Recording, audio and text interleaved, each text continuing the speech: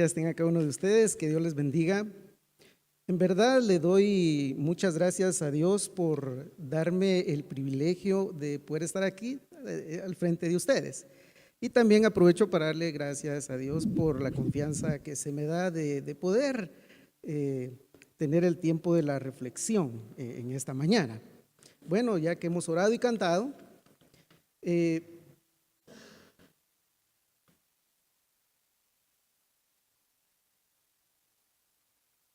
no sé si en las películas o en las caricaturas he tenido esa experiencia especial de ver cómo es que los gansos vuelan. Bueno, en mi caso, pues yo solo en la caricatura lo he visto, ¿verdad? Van los gansos en forma de B pequeña o de V, como le llaman hoy. Pero le quiero contar lo que los científicos han descubierto del por qué los gansos vuelan en forma de V. Lo que pasa es de que cuando los pájaros empiezan a mover sus alas, la presión del aire es menos. Entonces, los científicos demostraron que los gansos avanzan un 71% más. Pero ¿qué pasa cuando uno de los gansos se sale de alguna de las líneas? Resulta que inmediatamente este siente la presión del aire y vuelve a su lugar. Esa es la primera cosa que los científicos encontraron del por qué los gansos vuelan en V. La segunda razón es porque resulta que los gansos de atrás van grazneando, ¿verdad? Ese ruido que hacen los gansos, algo especial. Esto es porque le van dando ánimo al que va en la punta. Pero ¿qué pasa cuando uno de los gansos, ya sea por un disparo o por alguna razón, va a pique para abajo?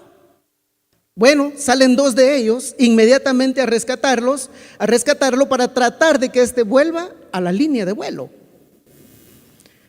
Ahora, ¿por qué le cuento esto? Porque nosotros, como hijos de Dios, tenemos que pensar, imagínense, si estos pájaros, estos gansos, hacen grandes cosas estando en unidad, ahora imagínense nosotros como hijos de Dios. Nosotros tenemos que reflexionar en cuanto a la unidad de nosotros como hijos de Dios. Fíjese que es interesante y vale la pena recordar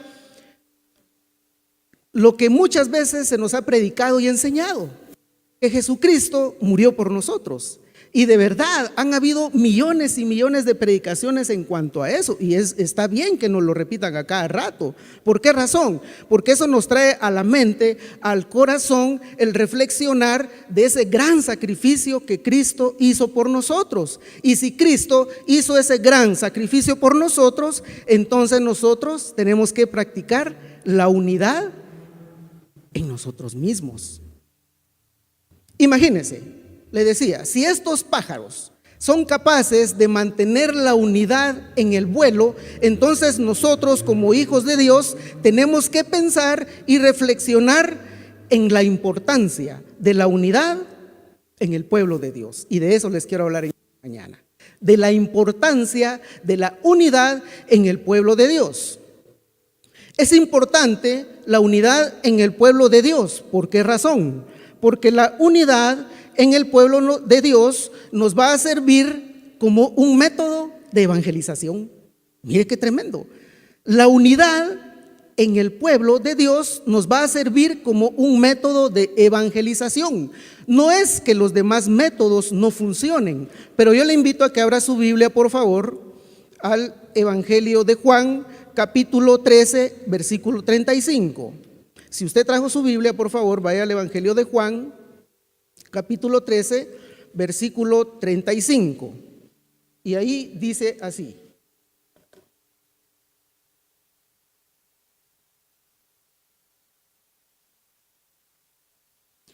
en esto conocerán todos que sois mis discípulos, si tuviereis amor los unos con los otros. ¿Por qué empecé diciéndole de que es bueno que nos recuerden ese sacrificio que Dios hizo por nosotros a través de Cristo? ¿Por qué? Porque si Jesucristo mostró su amor para con nosotros, entonces se entiende de que en nosotros tiene que haber amor. Y ahí la escritura dice en Juan, en esa cita, dice, ¿y cómo es que van a conocer que ustedes son mis discípulos? Cuando se amen los unos y los otros. Fíjese que esto es bien interesante. ¿Por qué? Porque el hablar de unidad implica amor. Bueno, predicar o estudiar la palabra amor es algo muy profundo, muy amplio, pero la idea es de que la escritura, el mismo Señor Jesucristo nos dice, ¿cómo van a conocer aquellos que no me conocen que ustedes son mis discípulos? Cuando se amen los unos a los otros. Y sería interesante que empecemos como a practicar la unidad. Si en nosotros está Cristo, tenemos que practicar la unidad. Es cierto, y se entiende de que en la viña del Señor pues hay de todo, porque así es. Hay personas que pues amablemente nos visitan en nuestros templos y no tienen a Cristo en su corazón. No saben quién es Jesucristo y se lo saben pues tal vez de otra forma como nosotros lo conocemos. Y he ahí la importancia de que el practicar la unidad en el pueblo de Dios como un método de evangelización es practicando el amor.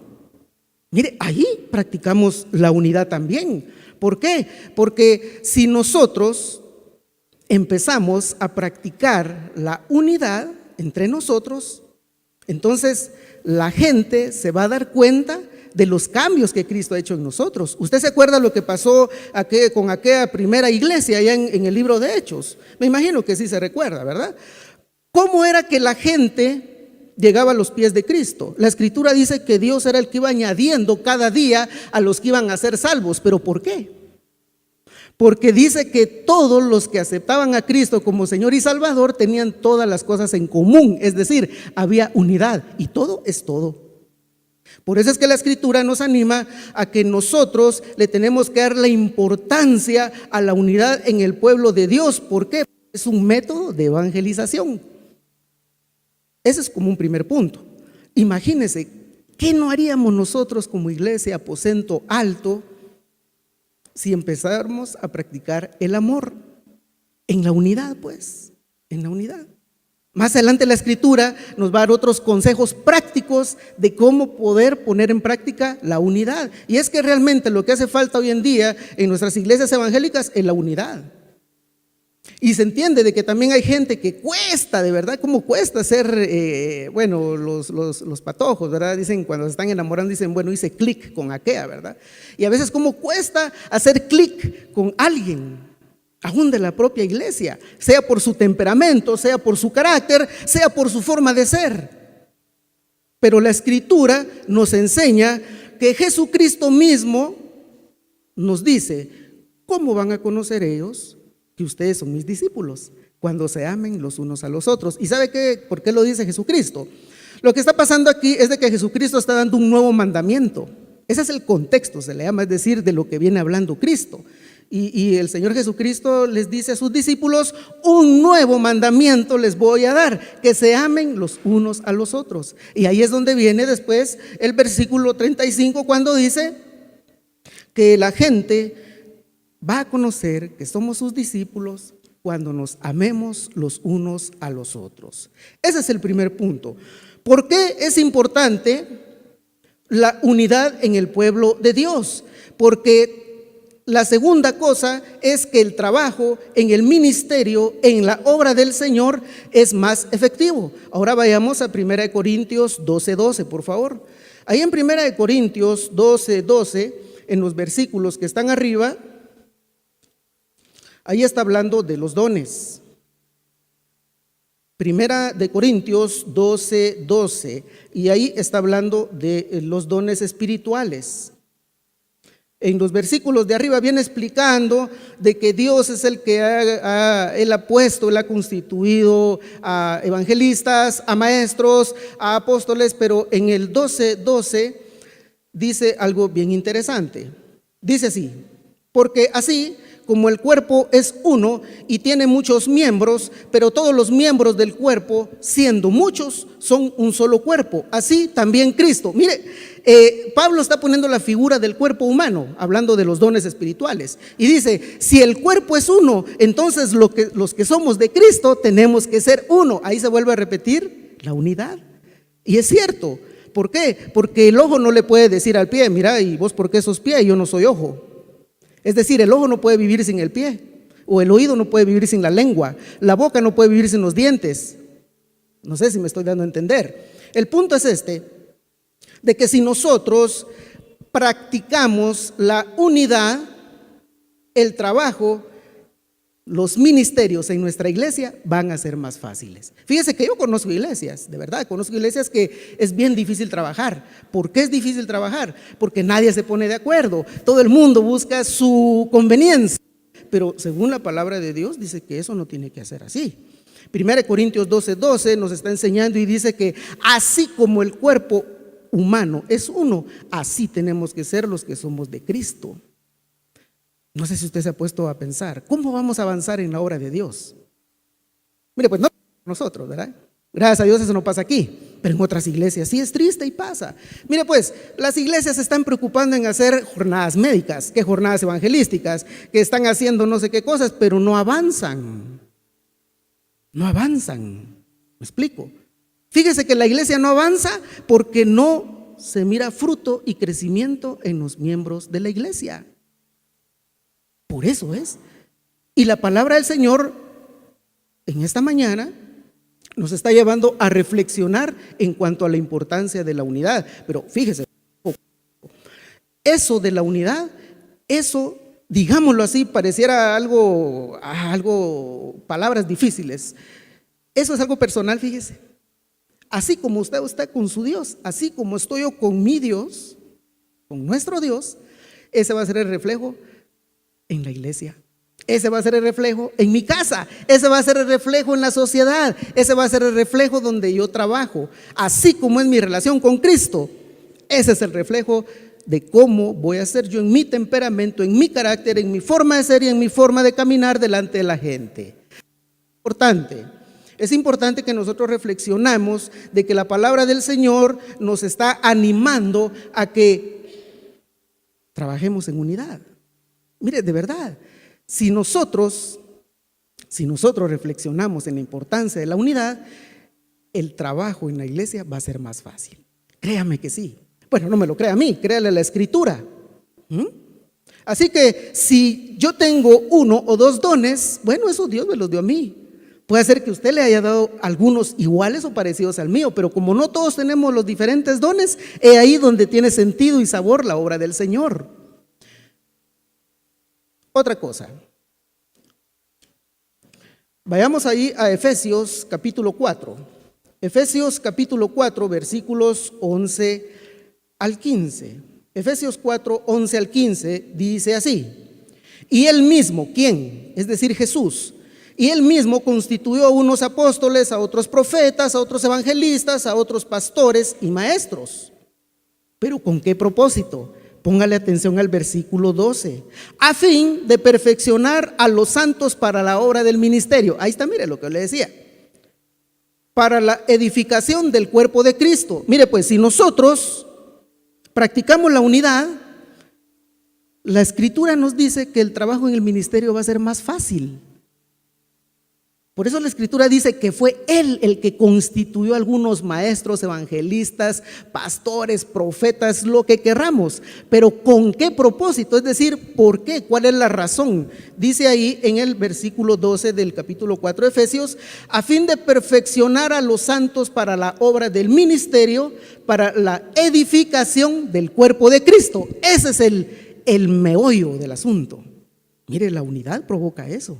Cuando yo entienda que si Dios me dio lo que me dio y yo lo pongo al servicio de la obra del Señor y del pueblo del Señor, no se me va a hacer difícil practicar eso, porque yo voy a pensar en usted, voy a pensar en bendecirlo a usted, en edificarlo a usted conforme a lo que enseña la Escritura. Por eso se me va a hacer más fácil, y se nos va a hacer más fácil a todos trabajar en la obra del Señor. ¿Por qué entonces es importante pensar en la unidad en el pueblo de Dios? Una, dijimos, porque es un método de evangelización. Acuérdese lo que enseña la Escritura. No estoy diciendo que sea malo usar métodos de evangelización, pero si nos preocupamos por la unidad, el Señor Jesucristo dice, bueno, cuando ustedes practiquen la unidad, la gente va a saber que ustedes son mis discípulos. Mira, es un método efectivo de evangelización. No vamos a tener casi ni necesidad de hablar, como le pasó a aquellos allá en Hechos. Dice que la gente se quedaba admirada. La gente decía, puchica, ¿y estos qué tienen, verdad? Y dice que el Señor añadía cada día los que iban a ser salvos. ¿Quién añadía a la iglesia cada día los que iban a ser salvos? Dios. Mire, hasta el Señor en eso nos ayuda. Nosotros tenemos que practicar la unidad y va a ser Dios el que se va a encargar de añadir a la iglesia. No estoy diciendo que no hagamos nada, no me va a malinterpretar, por favor. Sí tenemos que hacer cosas para alcanzar a los que no conocen a Cristo. Segunda cosa dijimos, ¿por qué es importante la unidad en el pueblo de Dios? Porque el trabajo en cada ministerio de la iglesia es más efectivo, según 1 Corintios 12:12. Y según Efesios 4:11-15, que no se nos olvide, es de que el propósito por el cual, sea que usted sea evangelista, o usted sea maestro, o usted sea profeta, es decir, que usted anuncie el evangelio por todos lados, o es que usted tiene tal vez el don de servicio, o el don de misericordia, qué sé yo, piense, es para edificación de la iglesia. Por eso razón tiene la Escritura. Porque nosotros, si realmente hemos nacido de nuevo, tenemos que dar esos frutos del Espíritu, ¿no es cierto? Y a ver, ¿alguien se acuerda de algunos frutos del Espíritu? ¿Cuáles son? Paz.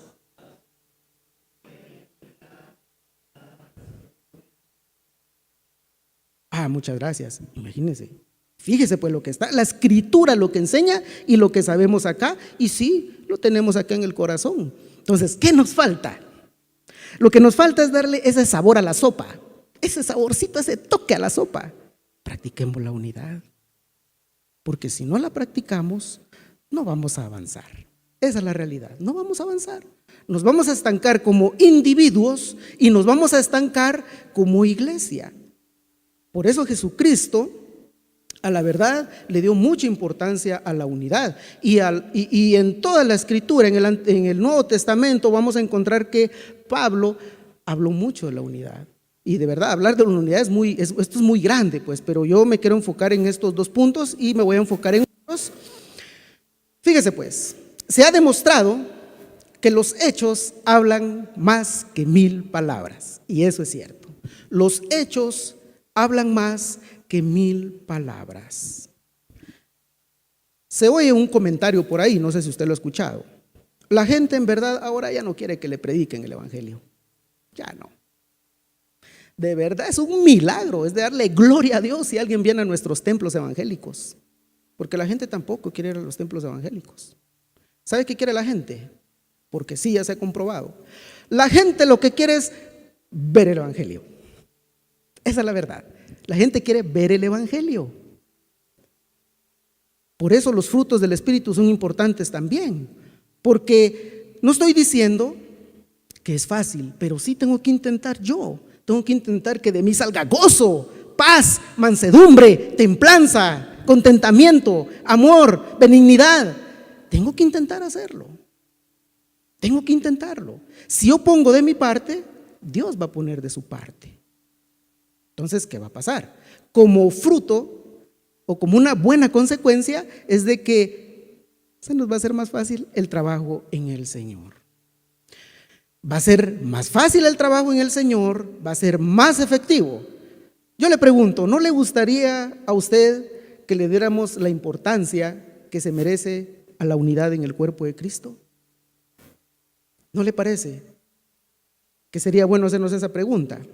De seguro que a usted y a mí nos gustaría agradar a Dios poniendo en práctica la unidad entre nosotros.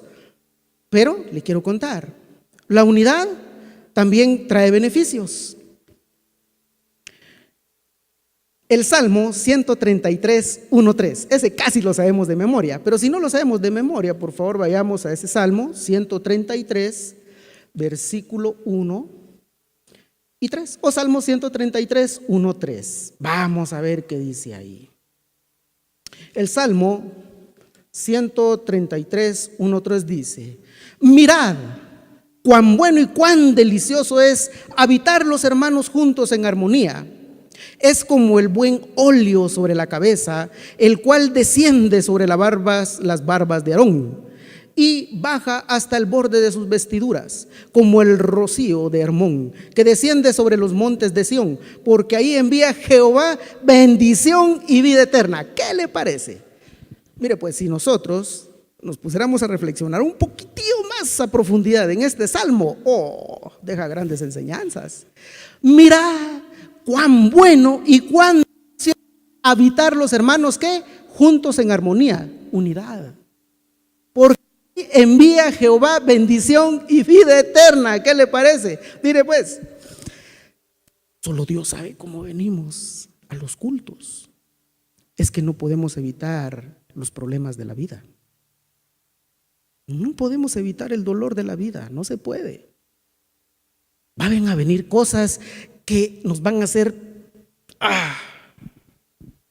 hacer pedazos, pues, tristezas, enojos, decepciones. Y la unidad sirve para eso. Mire pues, qué bonito sería, ¿verdad?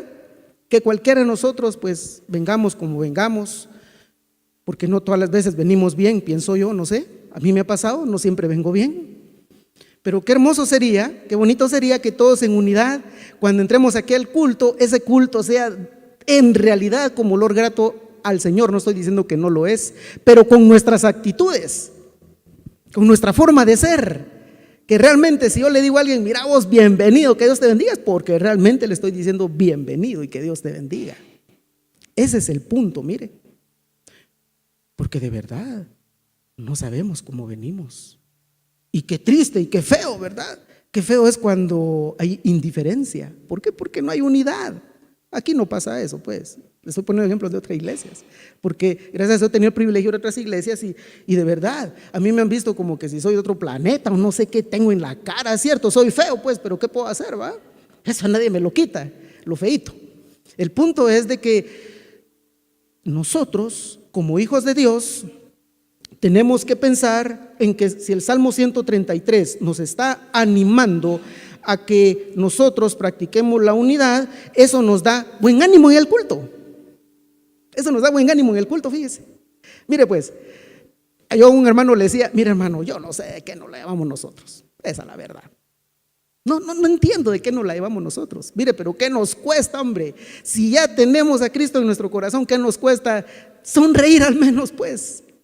Como dicen los patojos, aquel tan creído, aquella tan creída. Ya es cierto. Nada nos cuesta dar una sonrisa. ¿Qué tal vos? O ¿qué tal hermano? ¿Qué tal usted? ¿Qué tal vos? ¿Qué tal tú? O tú, usted. No sé cómo tratemos a la gente. Imagínense, entre nosotros, si nos cuesta practicar la unidad, ahora imagínense con los de afuera. Miren el culto. En el culto tenemos que tener ese cuidado, ¿no es cierto? ¿Verdad? Un hermano de por allá, ¿verdad? Como los hermanos de por allá son muy especiales, ¿verdad?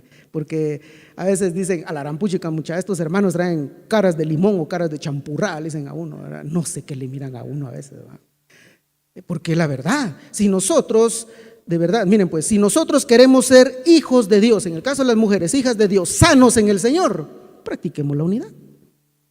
Porque de verdad, a veces da pena ver esas caritas de los hermanos tristes, desconsolados, o a veces se ven como enojaditos o serios, no sé, y a veces da pena hablarles. Es cierto, da pena hablarles, pero la Escritura nos dice, mirad cuán bueno y cuán delicioso es habitar los hermanos juntos en armonía.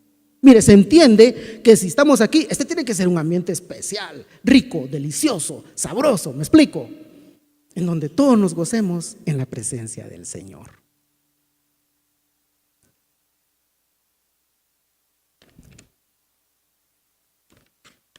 Otro beneficio de la unidad en el cuerpo de Cristo es de que esto nos ayuda a cuidarnos los unos con los otros cuando somos atacados por el enemigo o cuando vienen problemas fuertes de la vida.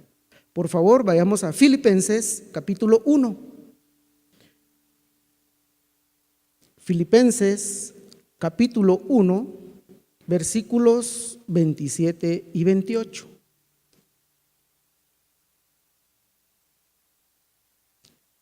Dice así Filipenses capítulo 1, versículos 27 y 28. Solamente que os comportéis como es digno el evangelio de Cristo, para que, o sea, que vaya a veros o que esté ausente, oiga de vosotros que estáis firmes en un mismo espíritu, combatiendo unánimes por la fe del evangelio. El 28. Y en nada intimidados por los que se oponen, que para que ellos ciertamente es indicio de perdición, mas para vosotros la salvación y es de Dios. Usted ya sabe, y si no lo sabe, sépalo. El enemigo nos va a estar atacando día y noche las 24 horas del día. Así de sencillo. Y ahí la Escritura nos anima a que nosotros busquemos la unidad. ¿Para qué? Para que cuando el enemigo nos ataque, nosotros no flaqueemos. Es de darle importancia a la unidad en el cuerpo de Cristo. ¿Por qué cree usted que hay mucho pueblo de Dios desnutrido? ¿Por qué cree usted? Porque hay mucho llanero solitario, hay muchas mujeres maravillas, o hay muchos supermanes. Esa es la realidad. Pero aquí Pablo anima en Filipenses, y repito, dice así la Escritura: solamente que se comporten como es digno el evangelio de Cristo, para que sea que vaya a veros o que esté ausente, oiga de ustedes que están firmes en un mismo espíritu. Mire, firmes en un mismo espíritu, es decir, unidad, en un mismo sentir. Que si usted me mira a mí, que yo voy ahí como medio jalando la carreta, ¿verdad? Pues que usted me eche la mano, porque usted ya nació de nuevo, ¿o no? Usted me tiene que echar la mano, no me deje solo. Ese es el punto, mire lo que está ahí enseñando la Escritura. Si usted me mira a mí flaquear, écheme la mano. Pero si usted nota que yo no quiero que usted me eche la mano, pues ore por mí. Porque eso puede pasar también, ¿verdad? Que vemos quienes no nos gusta que nos ayuden. Por eso decía de los Superman o de las mujeres maravilla. Estamos, perdón que use esta palabra, ¿verdad? Pero de tanto hablar así como mis hermanos allá de mi pueblo, cuando vienen los pencazos de la vida, ¿verdad? Dicen allá. Entonces tanto nos acostumbramos que cuando llegan a querer ayudarnos, no queremos, no nos gusta. Dice ahí la Escritura entonces en el 28. Y en nada sean intimidados por los que se oponen al evangelio, que para ellos ciertamente es indicio de perdición, mas para vosotros de salvación, y esto es de Dios. Mire, va a haber oposición porque usted y yo somos evangélicos, fíjese. Porque como usted y yo somos de Cristo, va a haber oposición. Cuando menos nos lo esperemos. De quien menos nos lo esperemos va a haber oposición. Del vecino, de la vecina, el de la tienda que no nos quiere dar fiado, o el de la tienda que yo le encargué un cartón de huevos del grande y me dio uno de los más chiquitillos. Va a haber oposición. Cuando la gente que no conoce a Cristo va a ver, usted y yo empecemos a ver hacer las cosas bien, va a haber oposición. Pero esto no tiene nada que ver con las consecuencias por mi descuido en el evangelio. Ojo con eso. Eso no hay que matarlo también. Porque si yo me la quiero llevar del, voy a tener consecuencias terribles. Y ahí sí a Dios ya no tiene que ver en eso. Por eso vemos a mucho pueblo desnutrido y flacucho. ¿Por qué? Porque nos descuidamos en el Señor y entonces vienen muchas cosas a nuestra vida, ¿verdad? Pero ahí sí el Señor ya no tiene que ver nada. Son consecuencias porque nosotros no nos queremos alinear con lo que enseña la palabra del Señor. Bueno, vayamos a la primera carta de Pedro, capítulo 3, versículos 8 y 9. ¿Qué otro beneficio obtenemos de darle importancia a la unidad en el pueblo de Dios? Primera de Pedro, capítulo 3, versículos 8 y 9. Dice así: finalmente, sed todos de un mismo sentir, compasivos, amándoos fraternalmente, misericordiosos, amigables, no devolviendo mal por mal, ni maldición por maldición, sino que por el contrario, bendiciendo, sabiendo que fuisteis llamados para que heredáis, ¿cómo es? Dice aquí, heredaseis bendición. Mire pues, otro de los beneficios que obtenemos cuando buscamos la unidad, cuando vengan los problemas de la vida, vamos a estar seguros que hay gente nacida de nuevo que nos va a echar la mano por lo que dice la Escritura. Póngale atención a la Escritura, no a mí. Dice ahí, repito otra vez este pasaje. Dice: finalmente, sed todos de un mismo sentir, compasivos, amándoos fraternalmente, misericordiosos, amigables, no devolviendo mal por mal, ni maldición por maldición, sino por el contrario, bendiciendo, sabiendo que fuisteis llamados para que heredaseis bendición. Mire, esto también tiene que ver con la obra social. Mire, si queremos hacer obra social, ahí está también, mire, aunque no ese es el tema, ¿verdad? Pero la unidad nos lleva a eso, a que de una manera natural, como personas nacidas de nuevo, nazca en nosotros ayudar a nuestros hermanos que están pasando por cualquier situación difícil. Se murió papá, o se murió mamá, o se murió un hermano o una hermana, que ahí está el pueblo de Dios.